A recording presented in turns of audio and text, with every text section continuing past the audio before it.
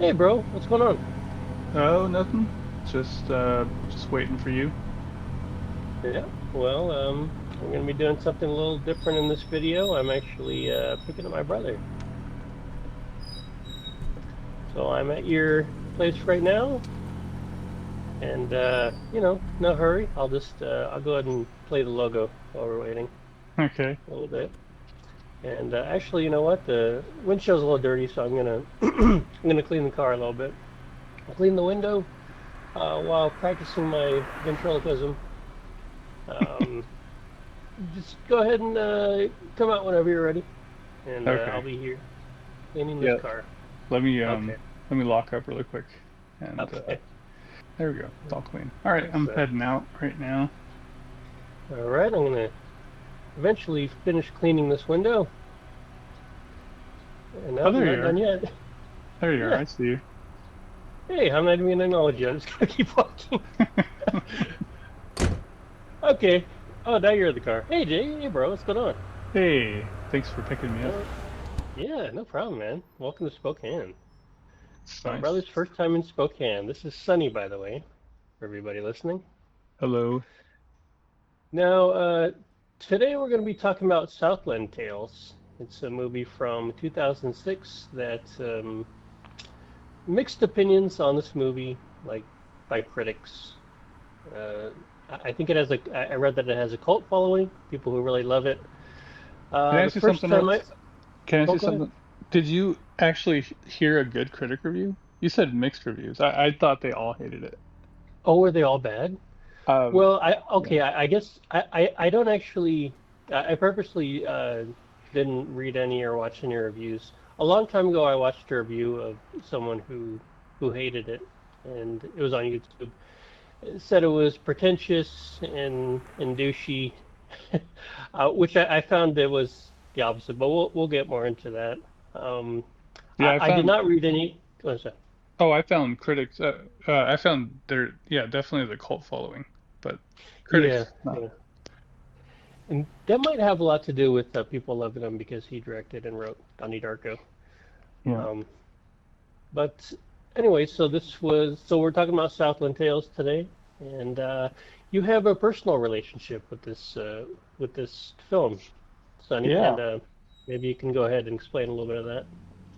yeah. The summer of '05, I moved to California to start to chase my dream as being an actor, Hmm. and ended up as an extra in that movie. And I saw myself actually for the first time in the movie. So Yes, I've seen you too. I didn't see you while I was watching it, but when you showed me the pictures, I was like, how could I have missed that?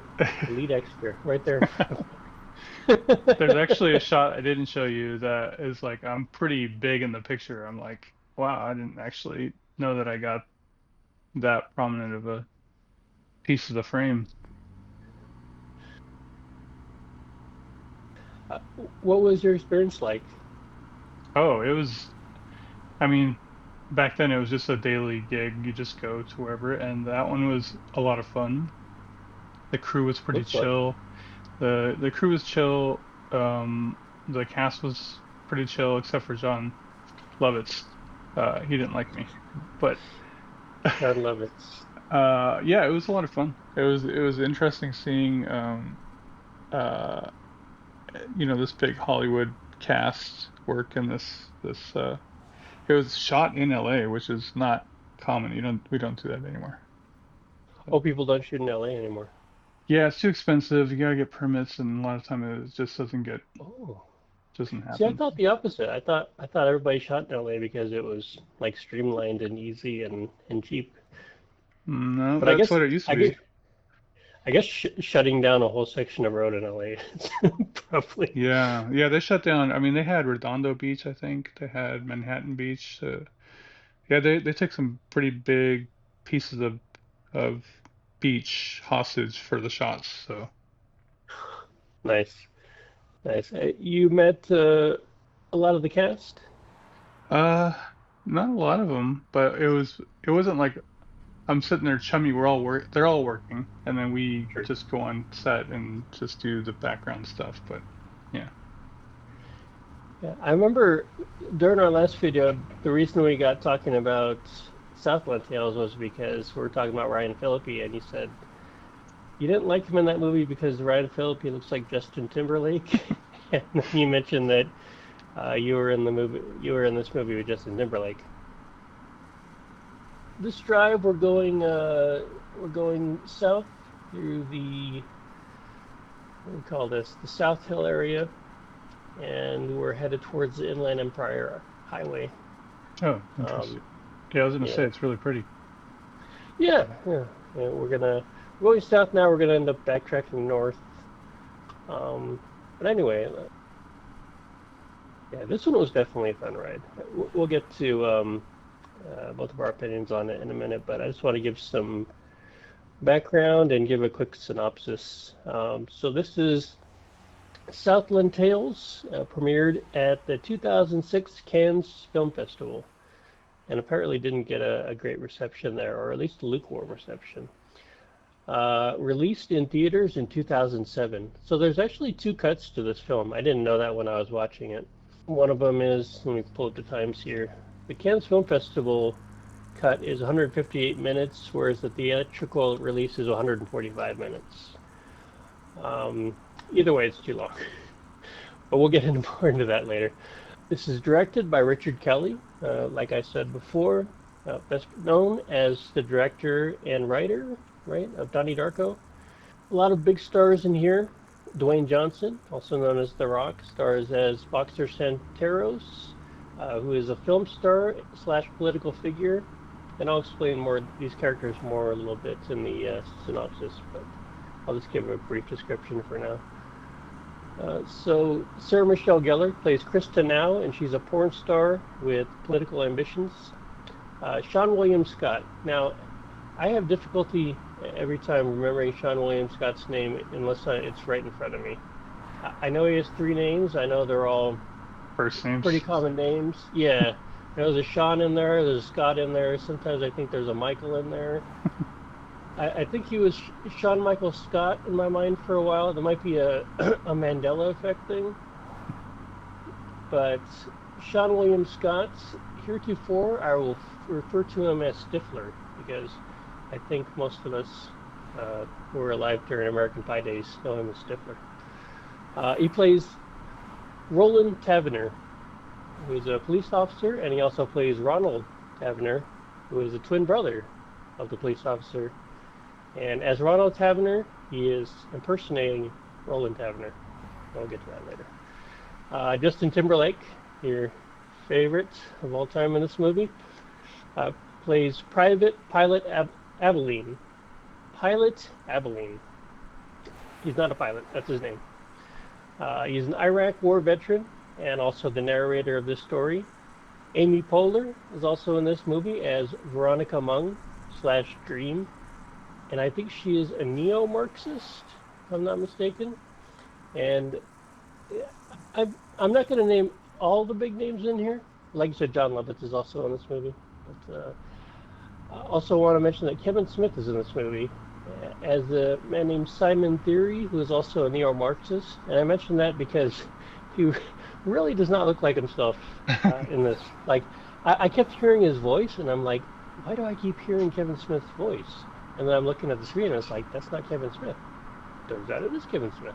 That's funny.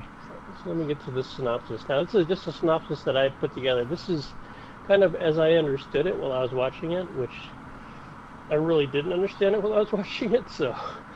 Um, so you have Justin Timberlake, and he's a wounded Iraq War veteran who spends his days watching people through a turret-mounted sniper rifle while also quoting scripture. And he also finds time in his busy schedule to narrate this story. The Rock wakes up in the Mojave Desert. That's the start of the story, sort of near the start of the story. He is apparently some kind of political figure and not a politician, married to a politician's daughter. That daughter played by Mandy Moore. For some reason, The Rock hooks up with Sarah Michelle Gellar, who is a porn star, and they write a screenplay together. This screenplay apparently is no ordinary screenplay. It's also a prophecy of the end of the world, which will be coming soonish. Meanwhile, Stifler, aka Sean William Scott, has been kidnapped by the neo-Marxists in order to impersonate his twin brother, a police officer in a bid to stage a racially motivated police shooting in order to embarrass The Rock, who will be unwittingly filming the double murder as he does research for his upcoming role. This is supposed to be a fake murder, but things take a dark turn when Officer John Lovitz shows up and takes the lead on the domestic disturbance quote unquote call, whereupon he actually kills the two actors who are playing the murder victims. I don't One think is it's Amy Poehler. Officer. I don't think it's Officer John Lovitz, by the way. No, yeah, he has a real name, but we're just going to call him Officer John Lovitz. So, two murder victims. One is Amy Poehler, and the other is Avon Barksdale, aka Wood Harris, who I think most of us know as Avon Barksdale. The Rock splits, Stifler splits. John Lovitz joins the neo-Marxists, because of course he does. 2 hours then pass without making much more sense than that. Christopher Lambert beats the crap out of Stifler. Kevin Smith's voice makes an appearance, even though the person it's coming from cannot possibly be him. It turns out that there is a time rift. The Rock is his future self, and Stifler is his own twin brother. One of the one of the Stiflers gets shot in the face. Finally, the Stiflers touch each other, causing the end of the world. And somewhere in there, Justin Timberlake does a musical number with his rendition of The Killers, All These Things That I've Done, which actually is pretty badass in my opinion. After 2.5 hour runtime, roughly, of the wildest nonsense you've ever seen, the moral of the story, pimps don't commit suicide. Did I leave out anything? No, it's pretty good. Yeah. Okay. On this drive here, we're gonna go stop for some smoothies, if you don't mind. It's got a smoothie hankering. But love it or hate it, this was definitely a wild ride. But I'm interested to hear your opinion, Sonny. So without further ado, Yeah. Watching it this time, the first two acts, I was actually like, okay, yeah, I'm following. I'm more engaged than I thought I would be. I think I watched it back in 2011, and it was like kind of maybe I just watched it just to see if I was in it, and then didn't even pay attention that closely. But watching it this time, I'm like, okay, yeah. But by the third act, I was just like, it was so convoluted that I didn't care. And most of the characters had nothing, no redeeming quality, so I didn't care. But at the same time, I was recognizing that it's heavy satire written by a very smart guy. So I'm like, okay, what is he trying to say? And after I went and looked and just tried to see what other people's opinions were, because when I really hate something, I find like a month later I'll really like it. I don't know what it is. Pulp Fiction was that for me. Like I watched it in the theater, I hated it. A month later, I was like, I need to watch that again, and it just became one of my favorites. So I kind of thought maybe there's something there like that. And so the first few acts, like I said, I was interested. Third act, not so much. And then I found a few things, and we can get into it later. But basically, the cult following has dug deep and discovered things. So uh, some things are not discovered; they're just facts. Like there's a graphic novel leading up to it. So the thing is, he was writing this story when Donnie Darko was getting released, and there's a whole backstory as to the problems with that, and the fact that it happened right at 9/11, and Donnie Darko has a jet engine falling through a roof, and no one went and watched the movie. So it it took a big hit. It yeah. became a cult classic, but that hit made Richard Kelly reassess things, and he was already writing the script being heavy satire about the movie industry, and he just kind of went balls to the walls, took a bunch of stuff and packed it all in there, and then wrote a really long story and made the first.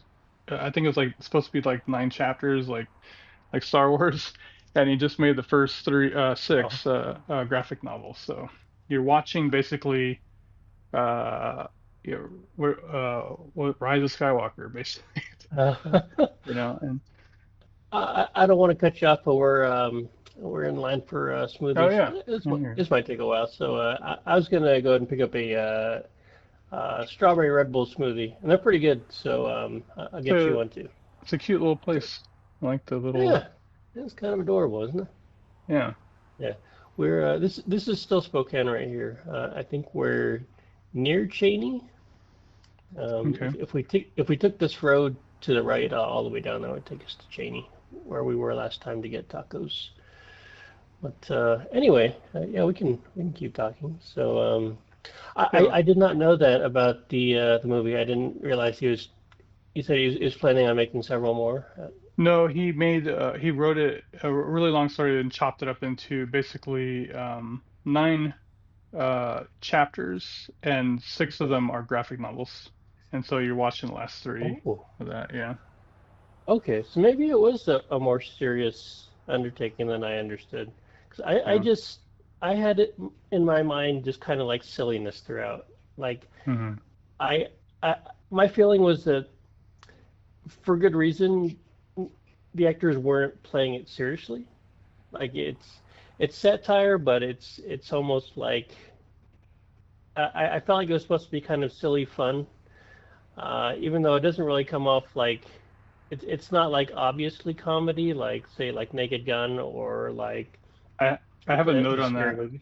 So you Yeah, asked me what it was like to be on set, and I said it was a very fun environment or nice.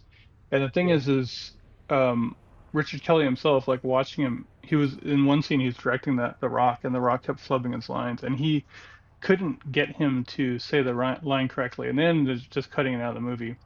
And Oh, one thing I noticed is that like just being on set, if a director isn't someone who commands respect and not that they were disrespecting him, but like doesn't command the set, things get a little loose, and that's kind of what it felt like on the set, which is why it was fun. yeah. But like on other sets I've been on, there's a lot of tension, anxiety, and the director can be pulling out his hair, yelling at people. But you get a better movie sometimes when you get someone who won't won't stop until he gets what he wants. And I think that's what happened there is maybe he was a little over his head as far as like directing this big cast, and that's kind of what I felt. Just give me one second. I'm gonna order a couple of us smoothies. Hey, can I get two strawberry Red Bull smoothies? Yeah, medium's good. Yeah, thank you. Well, okay, I'll go back to so the original review that I saw of this, the only review I ever saw of this, and really the only reason I knew that it existed was they were saying it's pretentious, it takes itself too seriously, and all the points that it makes just kind of falls flat. Which, as I was watching it, I kind of got the feeling like it wasn't meant to be taken seriously, and maybe I'm wrong on that. Hmm. But I think either way, if you don't take it seriously, then you'll enjoy it. Yeah. Uh, I guess at the time, while they're making these points, it was very of the time. Is they're talking about the Patriot Act, Yeah. loss of liberty, stuff like that. So those are points that people would make in a very serious manner. So I guess looking back on it, I mean, yes, of course we still have those problems today, but looking back on it, it's easier to see it in more of a lighthearted way. Definitely The Rock's delivery. I felt like I liked him in this movie because he was just he was silly, he was neurotic, and not at all like you see him in anything else. For me, it felt like he wasn't taking it seriously in a good way, and I felt that with a lot of the actors because almost like they realized how silly this whole thing was, and so they're really like leaning into the silliness in like a subtle way. But maybe I was reading too much into that. I will say my major problem with this movie is that it was too long. Hmm. I I enjoyed it for the most part, but if they could have cut maybe 20 minutes off of it, I think I would have enjoyed it a lot more. And by the end Yeah. of it, the last line, uh, "Pimps don't commit suicide," had me laughing. Not that it's a great line or that it's particularly funny, but just because kind of like the audacity of like ending your movie on with that line. it I guess things like that is kind of like Wait, wait, the reason I didn't think it was supposed to be taken seriously. was that the last line? I thought it was "I forgive you." No, no, that was when the Stiflers touched each other, and then um, I think Pilot Abilene quotes some more scripture and says that Oh yeah, right. he says uh, Roland Taverner is a pimp. By the way, this is us Oh, nice. drinking smoothies. Oh man, I You messed got a up the pink one, huh? yeah. Just pretend you're on there too because you're supposed to be on the right side. I'm cut out. Yeah. Yeah, I couldn't get the rights to show you on here, so so, I, but yeah, you're right there on the right. My agent didn't I sign was, off. yeah, I was gonna make a whole joke about us wearing the same pants, wearing the same color pants, but it's not obviously not gonna work. But anyway, okay, smoothie Yeah, break over. We'll go ahead and continue on to our ultimate destination of Patty's Tacos, nice. which I hear are delicious, but I've never had them.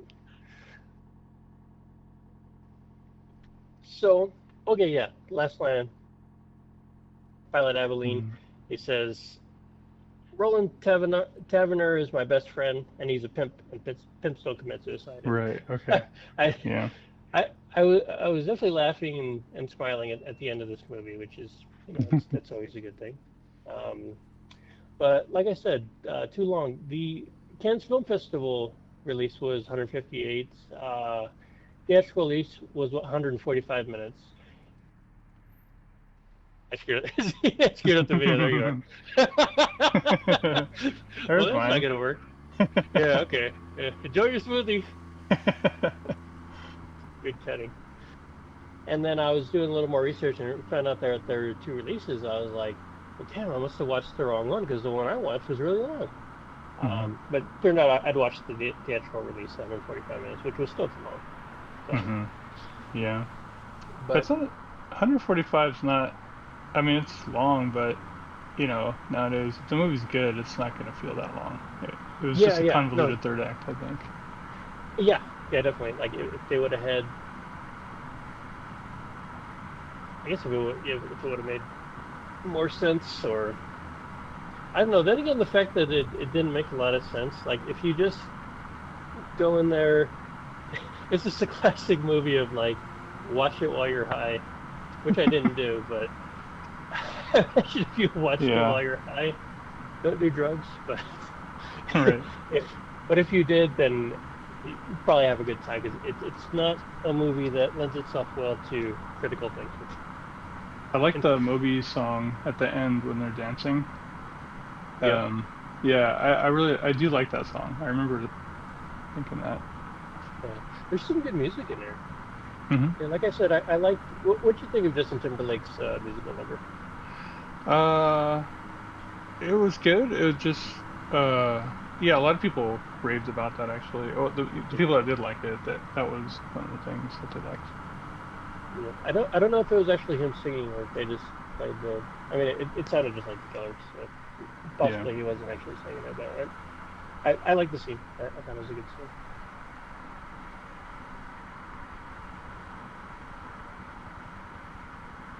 Okay. Well, I was gonna say. So first of all, this movie a lot reminds me of David Lynch's Mulholland Drive, and Hmm. it's kind of just kind of the way it's directed and the way people act. For instance, one part that really had me thinking of that was when The Rock goes into the video store and everybody's kind of standing there and it's kind of eerie, kind of like very awkward, and then they say something about having read his script. I think one of the actors there might have been one in a David Lynch movie, I think but so. The short one, the lady. yeah, the woman, yeah, yeah, she definitely looks very Lynchish. But Hmm. I feel like maybe he it takes a lot of influence from David Lynch. Then again, I know he's also a very accomplished director and writer uh, on his own. One thing that definitely a connection here, someone named Rebecca Del Rio. Rebecca Del Rio does a musical number in Mulholland Drive, and it's the Roy Orbison's song "Crying," which she does in Spanish. It's actually a really good musical number, really good scene. In this one, they announce her again near the end. She does the Star Spangled Banner national anthem. I think the beginning of it is in Spanish, which I thought was kind of a I like that rendition. I don't think it would play well at like a ball game or anything because it is in Spanish. But I also like that they had the string accompaniments, the violin and whatnot, Hmm. cello. But Rebecca Del Rio, in both of those. So one of the kind of connections I saw with that movie.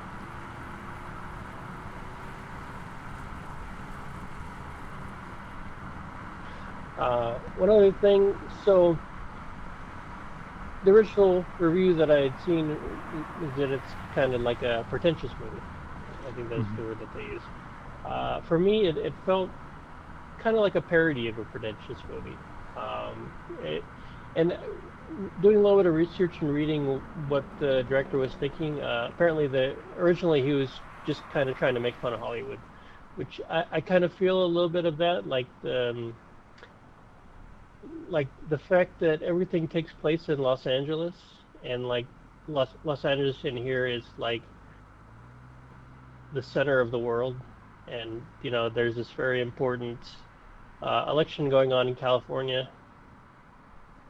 The kind of like centralness of California and Los Angeles feels very Hollywood to me. And I feel like maybe that was done on purpose as kind of like poking fun. Yeah. Um, and then the fact that this there's this screenplay, but the screenplay is a prophecy of the end of the world, Yeah. and yeah, a lot of things that were very like on the nose. Like if it were serious, then it would be very pretentious. But if you kind of take it as tongue in cheek, then it's I don't know. I found it fun. That's funny. Really quick, a note on that. Last month, I'll I won't explain the whole story, but basically, I don't read my old screenplays, but I just happened to be reading it because I shared it with someone, and I was reading the dialogue, and I use beat a lot, and something something something beat, and then some, and then in their screenplay, they're showing the screenplay. I took a screenshot of it. It says Jericho cracks. See, I don't have my glasses on. So Jericho cracks open a Bud Light and pours the cool liquid down his throat. Dr. Muriel Fox voiceover. He was the kind of man that God forgot how to make before the York Times declared him dead. Beat God, that is. I love it. Yeah, that's the kind of like pretentious like BS. Well, that's the in the movie, right? In the movie, yeah. Okay. The lady's reading it, the one that falls in love with him. And Uh, yeah. yeah, that was a weird scene, by the way. The threatening to kill kill Yeah. herself unless you let me suck your, Yeah. and then Yeah. get shot.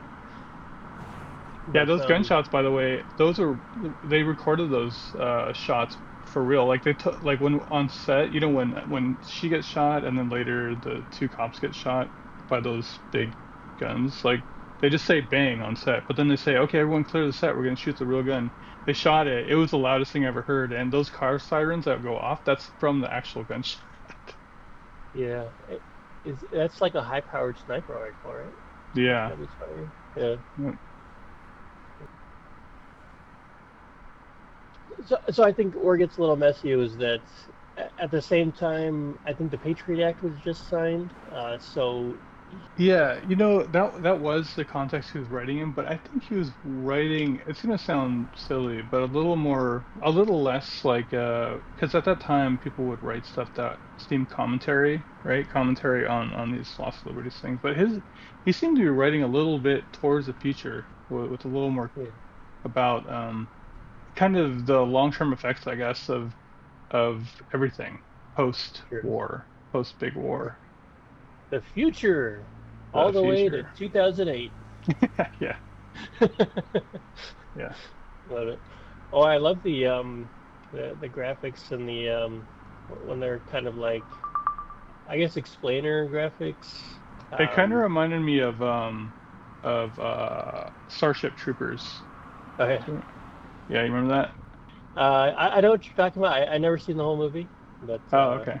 They do a lot of graphics, like really like military, but like yeah, just like a lot of silver and a lot of military and maps and stuff like that.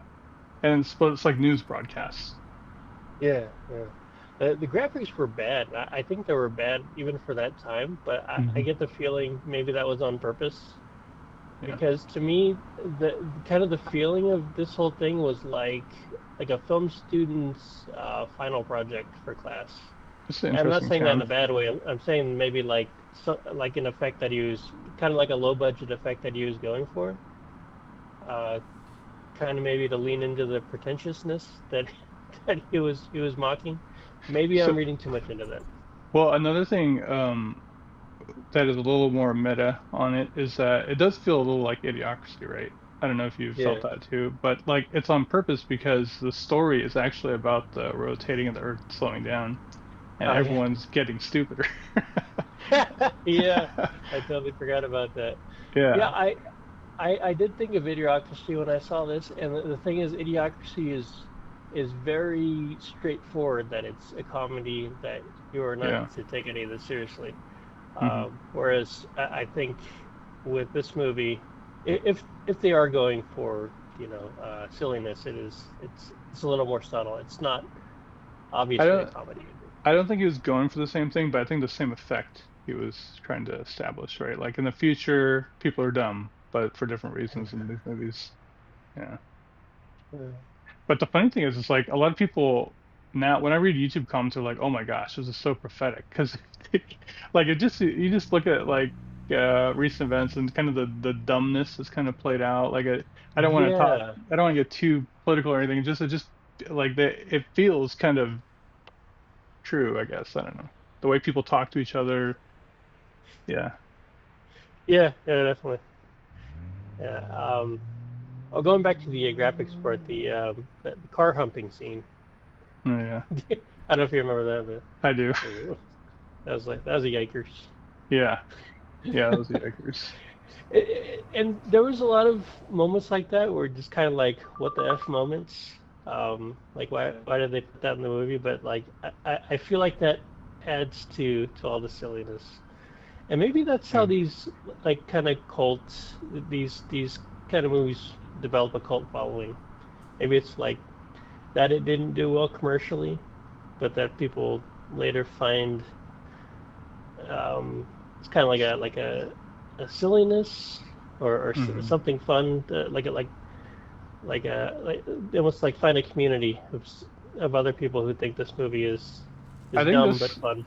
Yeah, I think this is like the same kind of cult following as like Rocky Horror Picture Show. Like people want to quote Sure. it, they want to act silly. They probably would dress up. But the funny is his other movie is a cult classic, and it's not like that at all. Like it's a pretty serious movie, and you could read deep into it. And I don't know if you're, I don't think you said you watched it, but No, I didn't see it. I know it's definitely on my list to see. It's it's really good. been meaning to see it for a while. Yeah, I'll definitely have to see that. It's more Mulholland Drive. It's more in that vein. I don't think he was trying to copy Lynch. This one Sure. I don't know if he's trying to copy Lynch here either, but he definitely has more. Like that's just there was a few filmmakers that were doing that kind of thing back then, and he did Okay. have Donnie Darko. Oh, I forgot what I was gonna say earlier, but let's see. I did want to talk about the so like why the Bible? Okay, first of all, um, it's actually supposed to be the whole story is supposed to be the Book of Revelation. I don't know if you caught that. So Justin Timberlake's his musical number, the reason he's got blood on his shirt and it's a white shirt is that's the depiction of Jesus when he's coming back on the horse with the sword, is he's Oh bloodied. Yeah. no, I And do remember. I think they do the pale horse man who yeah, sat yeah. on him was death. Yeah. You know that part, you know which part that was? No, no, no. It's a young guy who's trying to not go to war. And Oh yeah. when Stifler shakes hands with Stifler and they're flying, he's on the white horse. So he's the one that's murder. He's death. He's right. He shoots the Zeppelin. And it's pretty funny. Like you can go through it, and like the woman in Revelation that's pregnant is the Rock's wife. Yeah. Someone like I said, these people that are cultish about this, they've gone really deep. Oh, There's only one that can forgive sin, right? The one that appears. That's Stifler. He's actually forgiven himself. He's saying, "I forgive you" at the end. So he can't let that. It's a pretty good moment actually if you think about it, because he can't let go of what he did to his friend, right? Like yeah. he wants to kill himself. He wants to die, and he maybe he felt the director felt this was like hopefully a cathartic thing for people who went through war, and he's saying I forgive you, right? And he's trying to. So anyways, it's really interesting when you do look at it from that perspective. Yeah. So Jericho Kane, for instance, that name, Jericho, the city of Jericho, and Cain, the brother that killed Yeah. the other brother. Jericho is the city that fell. Cain fell, killing his brother, and Cain goes on to become a city. So he establishes a city after leaving, being ousted by God, and um, and he ends up having descendants, and one is Lamech, and he pronounces he's king of this place. And then later, way later, when Jericho's there, Jericho is a city that represents sin, and it falls. And so for instance, when Jesus is given the parable that everyone knows about, you know the how to love your neighbor, be like the Samaritan, which is where we get the Good Samaritan. The Good Samaritan helps the man that fell, right? This man was beaten on the side of the road, and the only person that stopped him was a Samaritan, but that person that was going somewhere, he was going to Jericho. And so that symbolism always has been sin. So Jericho Kane is like he's like really compacting the this is the sin guy here. Oh, I was gonna say, who is Jericho Kane again? That's who The Rock is supposed to be playing in the movie. He's Jericho Kane. He's the man that God forgot how to make when New York declared it dead. But that is what he thinks. Oh, I got to play this role, and et cetera, et cetera. It's just there's some intentional things here that I think are way more. They're deeper than and that's those things I don't think are picked up on, and I think that they're from what I understand about his other movie, watching Donnie Darko, I don't know him that well, but in that movie, he's a deep thinker when it comes to these kind of subtleties. Um, Also, like the middle act's called the memory gospel, and Oh, I'm not fully understanding why it's called the memory gospel, but it's a really dumb way of saying we need to not fight in this middle huh, of this like really terrible, stupid time. So those things were a lot more interesting than I would have thought before. sure. Now, do you think the director meant for this to be a serious movie? Yeah, in his own way. Yeah, I Yeah. think because he's a thoughtful guy. I don't think he definitely was making a satire. So what I said in the beginning, I don't know if you remember, that he was creating a satire before 9/11. When Yeah. 9/11 happened and his movie Donnie Darko flopped, he went nuts with this movie. Like he was like, okay, he started to. I don't know the exact details, but he changed it. This is according to his agent. He Yeah. went in a totally different direction. He created an epic, right? And it's stupid, but he definitely has like a thoughtful mind. And I remember watching him on the set, and when he's correcting the lines, I could tell he's after something, right? If it's a stupid movie, he's not going to be like, okay, no, it needs to be this, and you need to say it like that. Oh, He was definitely after something. But like I said, I think he was just out of his league at that point in his career. He's 20 something. I think he's a little bit older than me, and I was like really stupid and young back then. And I think he was probably just a little bit out of his range at the moment, so he couldn't really get what he wanted, yeah. right? But when you think about just the writing, if you just think about the words, just kind of give it a little charity as far as like, okay, what if this was directed a little better? Kind of like what, Way of the Gun. Like if you just, these little things, if it were masterfully done, then maybe the impact would have been what you're hearing with the words. You're just not feeling it, right? And Yeah, yeah, so when I hear Justin Timberlake say the Book of Revelation and he says a quote, uh, it doesn't sound stupid and random anymore. It sounds like, okay, well, what's he read? Because why did he write 3 books before this, or what, 6 chapters before this? Like, what was he trying to get at? Why did he actually put Revelation in there?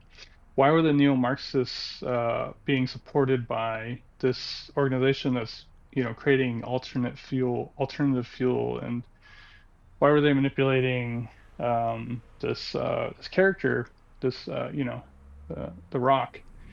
And why was the pale horse, um, Beth, yeah. destroying the Zeppelin? It could be just stupid. It could be, but I don't think he would have wrote, you know, 6 chapters before this leading into it if it was just mindlessness. I think he had something Yeah, bigger. yeah, yeah. I guess knowing the full context of it, no, yeah, I definitely see that. I Yeah. also think that the people who I get the feeling that the people who really like it are people don't who don't take it too seriously. Yeah, I agree. Yeah, But there was, so I did see a few people who say, yeah, I love it, and they'll just quote like, Pimps Don't Commit Suicide. But then I did find one guy, like I said, this all stuff I read that I learned from this one guy, and he's like a super fan, and he's got he comes from a community of people that like the movie. So there's two sure, sides, I sure. think. Yeah. Okay. There's probably people that have actually went and read the graphic novel, and they were like, okay, I'm gonna try to understand this. And yeah. Yeah, I wouldn't be against reading a graphic novel. This same guy, Richard Kelly, also Hmm. wrote the graphic novels. Yep. He wrote Okay, everything. interesting. And Definitely curious. yeah, it's the worst idea to make a movie, to write things, to make something that people have to know before watching a movie, right? It's the worst idea because then no one will Marvel. get it. Yeah. uh, Works for them. yeah, yeah. Um, but he did it. He was just like, you know what? I'm popular enough right now. I can do this, and I have something to say. And maybe people won't get it now. Maybe they'll get it later. And maybe, but I think the problem is like, if you don't make something good, then people aren't going to care regardless. So Sure, I sure. I think it was lacking in that way. Yeah. Overall, did you think this was a good movie? Uh, no, I think it had good things. I really did like the first few acts. Like I said, the first few acts. Yeah, I thought they were more thoughtful than I thought they would have been. I kind of liked where it was leading. I just think the third act could have paid if it paid off more, if it had more. Like, why did The Rock find a gun in the back of the Zeppelin? Then why did he shoot it in the air and say everyone get to the back of the place? And then why did he tell his wife, I'm not, she said you're gonna die, and he said I'm not gonna die. And then they all died. Like, it doesn't really make any sense. Like, there's not a lot of good payoff. There's not a lot of good payoff. I do like things like, at that time I was really into things that were like end of the world-ish, sure. or something that was kind of, so like at that time there was a lot of anxiety leading up to 2012. I don't know if you remember that. There was like the people would doomsday about 2012. And so blogs were kind of on fire for, the Mayan calendar ending on that date, and everyone, it was just like it was a more conspiratorial version of Y2K, whereas Y2K was more like, oh no, everything's gonna break. And then Yeah. this 2012 thing was like, what's going to happen? Why did the Mayans have a calendar that ends on that day? And this and that. Uh-huh. So there was kind of this curiosity when people would, especially when they'd use a lot of spiritual stuff. It's like, oh, what is this? So I did have that interest, but this probably would have landed flat for me then. But now it's more interesting because I don't I don't I don't know what his understanding is of like Revelation if he just decided to pick it, but why did he write a whole story that's like, all the characters are from Revelation and the whole I mean, you could just say, well, it's an easy one because everyone knows that book because it's like the end of the world, right? So that's an easy one to Sure. just pin on to your story about corrupt times and maybe. I'm sorry, your question was it a good movie? I suppose it was. Yeah. Well, I'm gonna say no. okay. Yeah. I'm How also about gonna say no. It was not. I don't think it was a good movie as far as movies go, but I'll also say that I did enjoy the movie. It's a fun ride, a wild ride, and if you don't think about or care where you're going with it, then yeah. you'll enjoy it. Yeah, I like little things like, they're stupidly trying to take the ATM machine with them to Mexico. They're like, I can't get any money out of it. It's like, we're taking it to Mexico. It's like, holy cow. And then the other ice cream van ramp like jumps it, right? Like they're dragging it and the ice cream van like hits it and jumps and it's this collision of the two cells. There's probably nothing metaphoric there. It was just funny the way it happened. Oh, by the way, we're arriving here at Patty's Tacos. Oh, Gonna pick up oh, it's a some. train next to the train. Like I said, here good things. So I'm gonna go ahead and go out there and order some tacos. If you can just grab the camera on your way out, maybe you can get some B-roll or something. Okay, yeah. Let Yeah. me shoot it All right right. here.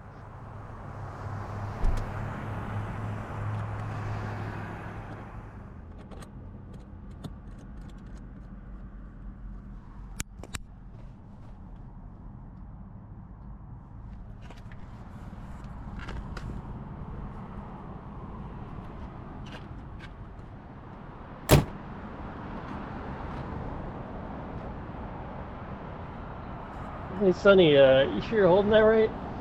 Um, Uh, I think so. Pimps hold cameras this way.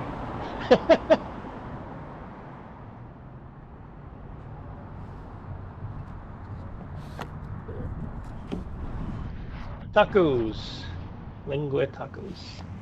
I've heard all the good things about these. Yeah, there they Oh are. yeah, those look good. Yeah. Okay, go ahead and dig into these, there's Sonny. All right. Well, thank you for watching. If you like this video, please give it a thumbs up. And also, if you want more videos like this, please consider becoming a subscriber. Till next time, take care. Tacos are fun. I like tacos. Movies and tacos, that would be a fun thing to do.